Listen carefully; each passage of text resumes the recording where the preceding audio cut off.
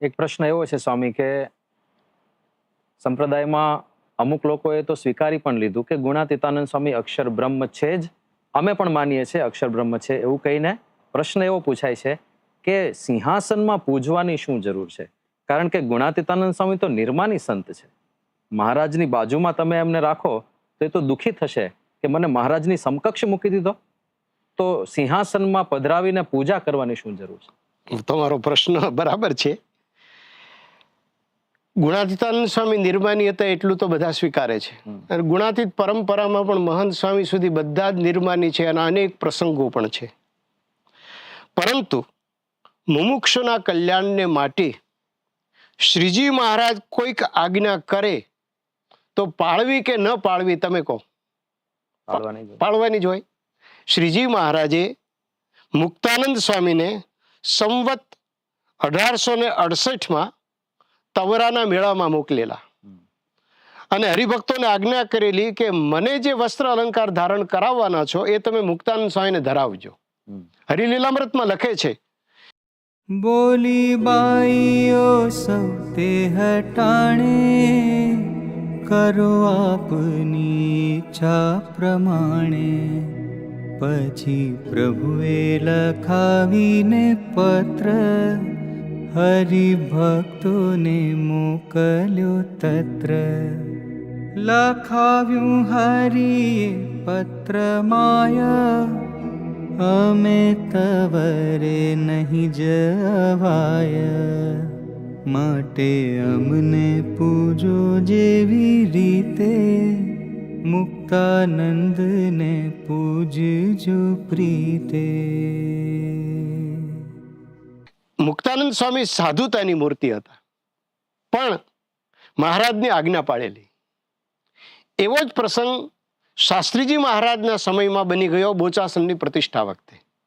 બોચાસણમાં શાસ્ત્રીજી મહારાજે મંદિર કર્યું અને યજ્ઞમાં એ મૂર્તિ પધરાવેલી હતી અને ત્યાંથી એમને મંદિરે લઈ જવાની હતી. અને એ વખતે મહારાજની મૂર્તિ તો ઊંચકાઈ ગઈ પણ સ્વામીની મૂર્તિ ઊંચકાતી નહોતી. શાસ્ત્રી મહારાજને આ વાત કરી, સ્વામી ત્યાં પધાર્યા અને શાસ્ત્રીજી મહારાજે પ્રાર્થના કરી, હે ગુણાતીતાનંદ સ્વામી, આપના માટે જ અમે જીવનનો ત્યાગ કર્યો છે, અપમાન અને તિરસ્કાર સહન કરીએ છીએ. આપ શ્રીહરિની સાથે બિરાજમાન થાવ એમ અમે પ્રાર્થના કરીએ છીએ. વળી શાસ્ત્રી મહારાજે એમ પણ કહ્યું કે આપના મનમાં હશે કે હું તો દાસ છું, ભગવાનની સાથે સમાન આસન પર કેમ બેસવું, એટલા માટે જ આપ બેસવા તૈયાર નહીં હો. હે ગુરુરાટ, તમે સાચા છો, પરંતુ મહારાજે આજ્ઞા કરી છે. વરતાલના 5ના સંદર્ભ કહું છું. જેમ ભગવાનની માનસી પૂજા કરે તેમ ઉત્તમ હરિભક્ત હોય એની પણ ભગવાનની પ્રસાદીય કરીને ભગવાન ભેળી માનસી પૂજા કરે. ભગવાનને અર્થે થાળ કરે એમ જ ઉત્તમ જે ભગવાનના ભક્ત તેને અર્થે પણ થાળ કરીને એને જમાડે.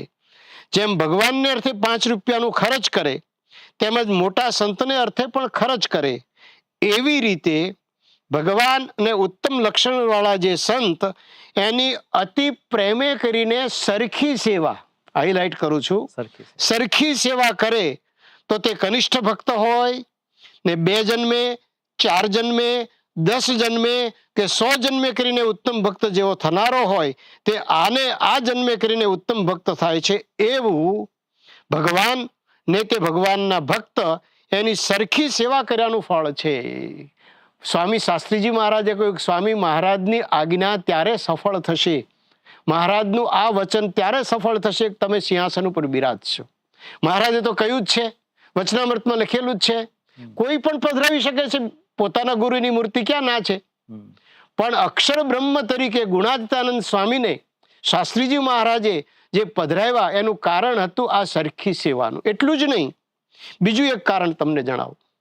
મંદિરોમાં દરરોજ સાંજે આરતી પછી અષ્ટકો બોલાય અને પછી એક પ્રાર્થના બોલાય છે, નિર્વિકલ્પ ઉત્તમ અતિ નિશ્ચય તવ ઘનશ્યામ. એ પ્રાર્થના પ્રેમાનંદ સ્વામીએ લખી અને મહારાજ ધામમાં ગયા પછીથી દરેક મંદિરોમાં લગભગ 200 વર્ષથી સાધુ, બ્રહ્મચારી, પાર્ષદો બધા જ બોલે છે. આ ઉત્તમ નિર્વિકલ્પને પરમહંસોએ 4 વખત કીર્તનોમાં મૂક્યો છે. મોટા મોટા પરમહંસો જાણતા, જેમ કે પ્રેમાનંદ સ્વામીએ જે આરતીમાં બોલીએ છીએ એ તો છે જ. બીજું પ્રેમાનંદ સ્વામીનું પદ છે કે નિર્વિકલ્પ ઉત્તમ અતિ એવો નિશ્ચય થાય તમારો એ વર માગું છું. ત્રીજી વખત એમણે કહ્યું નિર્વિકલ્પ અતિ ઉત્તમ હોય તવ સ્વરૂપ કર નિશ્ચય સોઈ, એ પણ એમણે કહ્યું. વળી એમને એક બીજા કીર્તનમાં પણ લખ્યું વાલા સર્વ નિશ્ચય થકી ઉત્તમ નિર્વિકલ્પ નાથ રે, વાલા નિશ્ચય તમારા સ્વરૂપનો આપો રાખીને સાથ રે. શુકાનંદ સ્વામી કહે છે પ્રાર્થના માલામાં શ્રી હરે તત્ સ્વરૂપસ્ય નિશ્ચયો નિર્વિકલ્પક ય ઉત્તમોસ્તિ સર્વેભ્યો નિશ્ચયેભ્યો દેહિ મામ. નિત્યાનંદ સ્વામી લખે છે ત્વદ્રૂપસ્ય સુનિશ્ચયો મનસી મે સર્વોત્તમ સ્યાત સદા. એટલે ઉત્તમ નિર્વિકલ્પ નિશ્ચય તમામ નિશ્ચયોમાં શ્રેષ્ઠ નિશ્ચય કહેવાય. પણ એ છે શું? શાસ્ત્રીજી મહારાજે વિજ્ઞાનાનંદ સ્વામીને આ પ્રશ્ન પૂછેલો અને એ નિશ્ચય પછી શાસ્ત્રી મહારાજે ભગતજી મહારાજ પાસેથી જાણેલું એ એમણે કહ્યું. અને અષ્ટાવરણે યુક્ત એવા કોટી કોટી બ્રહ્માંડ તે જે અક્ષરને વિશે અણુની પેઠે જણાય છે એવું જે પુરુષોત્તમ નારાયણનું ધામરૂપ અક્ષર તે રૂપે રહ્યો થકો પુરુષોત્તમની ઉપાસના કરે તેને ઉત્તમ નિર્વિકલ્પ નિશ્ચય વાળો કહીએ. એ વચનામૃત શાસ્ત્રીજી મહારાજે જે વિજ્ઞાનાનંદ સ્વામીને પ્રશ્ન પૂછેલો અને ભગતજી મહારાજ પાસેથી જે વચનામૃત જાણેલું એ લોયાનું 12મું વચનામૃત. એમાં શ્રીજી મહારાજ ઉત્તમ નિર્વિકલ્પ નિશ્ચયના લક્ષણ કહે છે. શુકાનંદ સ્વામી આના ઉપર મોર મારે છે કે આવા ઉત્કૃષ્ટ નિશ્ચય વાળા કોણ?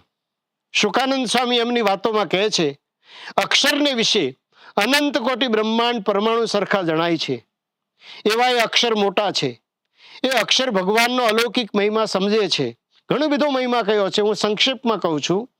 શ્રી હરિજીની સેવામાં અખંડ રહ્યા છે અને શ્રી હરિજીના અતિ ઉત્તમ નિર્વિકલ્પ નિશ્ચય વાળા છે અને અતિ ઉત્તમ નિર્વિકલ્પ સ્થિતિ વાળા છે ને માયાના આવરણે રહિત છે. શુકાનંદ સ્વામીની વાતો એટલે અક્ષર બ્રહ્મ ઉત્તમ નિર્વિકલ્પ નિશ્ચય વાળા છે. ચૈતન્યાનંદ સ્વામીએ મહારાજને લોયાના 12નામાં જ પૂછ્યું કે કનિષ્ઠ નિશ્ચય હોય ઉત્તમ કેમ થાય?